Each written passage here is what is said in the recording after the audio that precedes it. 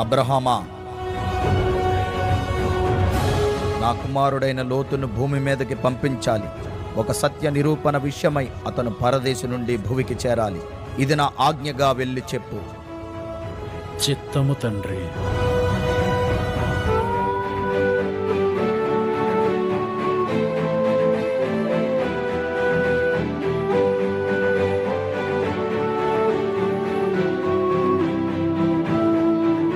విశ్వాసులకు తండ్రివైన అబ్రహామా, చెప్పండి తండ్రి. లోతు, ఒక సత్య నిరూపణ విషయమై, నిజ నిర్ధారణ విషయమై నీవు